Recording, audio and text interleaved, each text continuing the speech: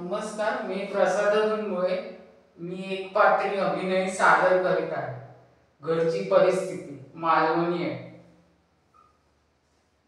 मी तुमका काय सांगतले आणि मी काय बोलतले. अरे पुढचा आता मागचा आता घर बांधले तर पाठीमागचा पडत दिला पण त्याका कोणी बघत नाही. असंदेत तर राहुला त्याच्याबद्दल काय करूच त्याच्याबद्दल काहीच ह्या नाही राहुला.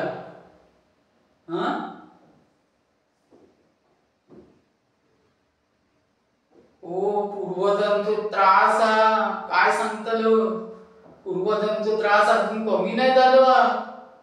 घरात दारू प्यायचो आणि तमाशा करायचो. याच्याशी भांडण त्याच्याशी भांडण. भांडण काय आयुष्यभर सुटलाच नाही. मी काय सांगतोय त्यांच्याबद्दल ओ बाबांबद्दल. दारू पितो आणि तमाशा करतो.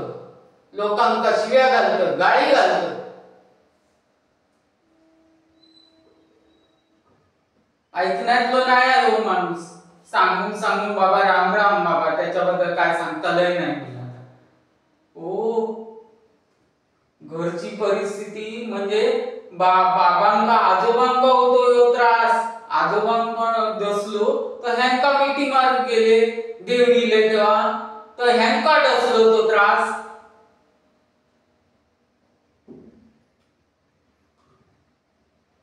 मी सांगताय तरी देव गेले देवांच्या याच्यात मिठी मारू नका एकामेका. सांगून ऐकण्यातलो नव्हतो माणूस. आता तू बसलो जागेवर गोळो आणि त्रास बघतोय मी पिढ्या पूर्वजांचा त्रास कमीच नाही होत. याच्यावर काय तर बघू कोया देवाकडे चौकशी करू कोई. देवाकडे चौकशी केले तेव्हा मला कळला की पिढ्या पूर्वजांचा त्रास झालं दिलो. नावच घेत नाही कमी व्हायचो. गावात देवाकडे गारणा घातलंय, देवाकडे ह्या झाला सगळा झाला करून काही फरक नाही पडता. शून्य मात्र फरक पडता.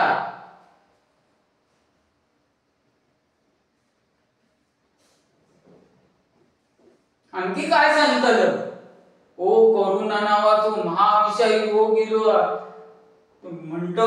लोक मालवणात ना लोकांका जाऊ देत नाही. तिथे बंदोबस्त करत. एकामेकाक डसात गेलं तर एकामेकाकडे डसतात. तो बाहेर पडू देत नाही लोकांका. आणि तुम्ही आम्ही सामान्य लोकांना काय करूचा. जीवन जगणं सोडून देऊचा काय. मी तुमका महामंडळींना प्रार्थना करतोय देवाकडे. राजा महाराजा या करोना नावाचा विषाणूचा ताबडतोब संसर्गजन्य रोग हा महानिवारण कर अशी तुझ्या चरणी मी प्रार्थना करतो. हय देवा महाराजा येऊन नायनाट होऊ दे करोनाचं अशी तुझ्या चरणी प्रार्थना करतो. आमचं रक्षण कर करोनापासून अशी तुझ्या चरणी मी प्रार्थना करतोय. महाराजा आगे धाव. तुझ्यापेक्षा केवढी मोठी अचाट शक्ती आहे ती दाखवून दे लोकांना अशी तुझ्या चरणी प्रार्थना करते. येतोय माझा बोलून झाला. माझी कामं रगली. धन्यवाद.